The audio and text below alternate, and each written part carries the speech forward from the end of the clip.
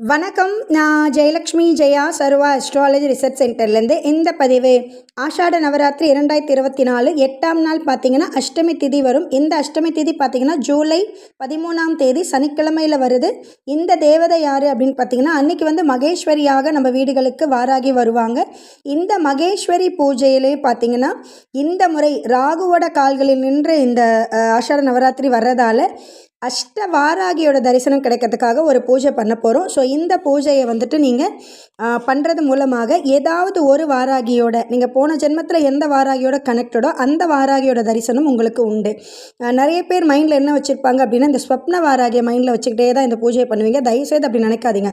ஏன்னா நம்ம 8 வாராகியில் எந்த வாராகியோடவா தான் நம்ம கனெக்டடாக இருப்போம். ஸோ ஜென்ரலாக 8 வாராகியில் எந்த வாராகியோ அந்த வாராகியோட தரிசனம் எனக்கு கிடைச்சா போதும்னு நினைங்க. மைண்டில் நீங்கள் ஒரு வாராகியை ஃபிக்ஸ் பண்ணாதீங்க தயவுசெய்து. ஏன்னா நிறைய பேருக்கு இந்த ஸ்வப்ன வாராகி வந்துருச்சுன்னா போதும், ஏன்னா நமக்கு அந்த நிகழ்காலத்தை அம்மா சொல்லிடுவாங்க, ஏன்னா நடக்க போகுதுங்கிறது அம்மா கனவுல சொல்லுவாங்க. ஸோ அதுக்கு தான் நிறைய பேர் ப்ரிஃபர் பண்ணுவீங்க. அப்படி மைண்டில் வைக்காதீங்க.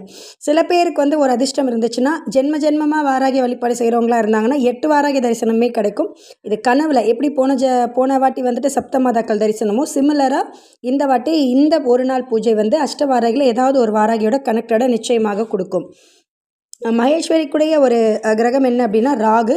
ஸோ யாரெல்லாம் பூசம் சதயம் விசாக நட்சத்திரக்காரர்கள் உங்கள் வீடுகளில் இருக்காங்களோ அவங்க இந்த பூஜையை பண்ணும்பொழுது நாகதோஷம், அதாவது இந்த 1, 2ல் கிரகங்கள் இருந்து முக்கியமாக இந்த பூசம் சதயம் விசாகலாம் பார்த்திங்கன்னா அந்த கலத்திரத்தில் மிகப்பெரிய பிரச்சனை. அதாவது ஒன்றுக்கு மேற்பட்ட திருமணம் நடக்கிறது, கணவன் மனைவி பிரியறது, டைவர்ஸ் நடக்கிறது, இளம் விதவைகள் வர்றது, பெண்களை 2 கல்யாணம் பண்ணிக்கிறது, கலப்பு திருமணங்கள், இப்படி நிறைய ஒரு அந்த மேரேஜ் அப்படிங்கிற விஷயத்தில் ரொம்ப சிக்கலான ஒரு நட்சத்திரம் இது.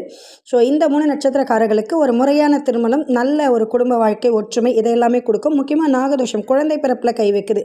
ஸோ அது இங்கே சரியாகும். யாருக்கெல்லாம் ராகதசை ராகு புத்தி நடக்குதோ அவங்களுக்கு இந்த பூஜையை பண்ணும் பொழுது ஒரு பாசிட்டிவான பலன்கள் கிடைக்கும். எல்லாருக்குமே தெரியும் ராகதசை ராகு புத்தி நெகட்டிவான விஷயங்களை கொடுக்கும். பட் இந்த ஒரு நாள் பூஜை 100% உங்களுக்கு ஒரு பாசிட்டிவாக கொடுத்துரும். வெண்ணெய் காப்பு போடுங்க. வெண்ணெய் காப்பு போட்டுட்டு அம்மா மேலே ஃபுல்லாக வெண்ணெய் காப்பு அப்ளை பண்ணிவிட்டு அதில் ஏன்னா அஷ்டவாராகிக்காக பூஜை. ஸோ எலுமிச்சம்பழங்களை சின்ன சின்ன துண்டாக கட் பண்ணி வைக்கணும். குறைந்தபட்சம் ஒரு 8 எலுமிச்சம்பழம் 8 எலுமிச்சம்பழம் இல்லை 8 எலுமிச்சப்பழ துண்டுகள் அங்கே ஒட்டியிருக்கணும். மேக்ஸிமம் எவ்வளோ நாளும் ஒட்டலாங்க, எவ்வளோ துண்டுனாலும் ஒட்டுங்க. பட் மினிமம் 8 இருக்கணும். ஸோ நான் ஃபோட்டோ தான் வச்சுருக்கேன் அப்படின்னா வெண்ணெய் காப்பை வச்சுட்டு அந்த வெண்ணெய் காப்பை சுற்றி ஒரு 8 எலுமிச்சம் துண்டு அப்படியே ஒரு மாதிரி பதிச்சிருங்க. ஒருத்தங்கள்லாம் பார்த்திங்கன்னா ஃபோட்டோவில் ரொம்ப அழகாக காப்பு போடுறாங்க. ஸோ அந்த ஒரு ஃபோட்டோ நான் இந்த வீடியோவில் அப்லோட் பண்ணுறேன், ரொம்ப நல்லாயிருக்கு. அது மாதிரி நீங்கள் ஃபோட்டோ அலங்காரம் பண்ணாலும் ஓகே. விளக்கில் அவகனம் பண்ணிக்கிறவங்க நீங்கள் பிளேட்லேயே வச்சுக்கோங்க. அடுத்தது பார்த்திங்கன்னா உளுந்து வடை கொண்டு அம்மாவுக்கு மாலையாக போடுங்க. அடுத்தது தாழம்பூ இல்லைனா வெள்ளை கலர் பூ இல்லைனா நீல சங்குப்பூ, இது 3த்தில் எந்த பூ கிடைச்சாலும் யூஸ் பண்ணிக்கலாம். அர்ச்சனைக்கு மறிக்கொழுந்து, துளசி இல்லைனா வில்வம், இது 3த்தில் எது கிடைச்சாலும் யூஸ் பண்ணுங்கள். இல்லைனா வெள்ளை கலர் பூவே நீங்கள் யூஸ் பண்ணிக்கோங்க. எலுமிச்சை சாதம் வைக்கணும். அடுத்தது ஆரஞ்சு இல்லைனா சாத்துக்கொடி, இந்த 2த்தில் ஏதாவது ஒரு பழங்களை வைங்க. பால் அபிஷேகம் பண்ணுங்கள். ஏன்னா ராகுனாலே பால், இந்த பால் அபிஷேகம் பண்ணி குளிர வைக்கும்போது தான் உங்களுக்குரிய அந்த ராகு உணர்த்துவார் எந்த வாராகியோட நம்ம கனெக்டடுன்னு சொல்லிட்டு. இந்த பால் அபிஷேகம் 8 முறை பண்ணணும். அதாவது 8 முறை வாராகி மேலே இந்த பால் கொட்டணும். அதுதான் இங்கே இம்பார்ட்டன்ட். நீங்கள் சங்கு வச்சோ இல்லை பாத்திரம் வச்சோ எதுலனாலும் ஊற்றுங்க. பட் 8 முறை ஊற்றுங்க. அந்த 8 முறையும் 8 வாராகி மானசீகமாக நினச்சிக்கோங்க. பேரே தெரியலனாலும் அவசியம். நம்ம சேனலில் ஏற்கனவே இருக்குது 8 வாராகி காயத்ரி, 8 வாராகி பூஜை எல்லாமே ஏற்கனவே ப்ரீவியஸாக அப்லோட் பண்ணியிருக்கேன். ஒன்றுமே இல்லை, 8 வாராகியில் 8 வாராகி மனசில் நினச்சிக்கிட்டு பேர் தெரியலனாலும் அவசியம் இல்லை, ஊற்றுங்க 8 முறை. அடுத்து உளுந்து வடையை தான் நம்ம சுண்டலாக வைக்க போகிறோம். ஸோ சுண்டல் கிடையாது, உளுந்து வடையாகவே வச்சுருங்க. ஏன்னா ராகுனாலே அந்த வயிறு, ஸோ அப்போ அந்த எண்ணெயில் பொரிச்சு அந்த எண்ணெய் தான் அவருக்கு பிடிக்கும்.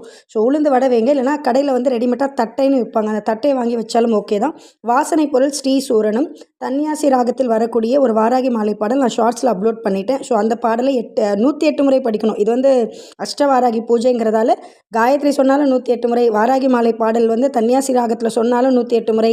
இல்லை எனக்கு 8 வாராகியோட பேரெல்லாம் தெரியும் அப்படின்னா ஓம் போட்டு வாராகியை போட்டு போற்றி போடுங்க. இதையுமே 108 முறை சொல்லுங்கள். ஸோ இந்த 108 அப்படிங்கிறது இப்போ சொன்னால் மட்டுமே உங்களுக்கு ஒரு 100% பலன். இல்லை வாராகியோட எந்த ஸ்லோகம் சொன்னாலும் 108 டைம் சொல்லிவிடுங்க.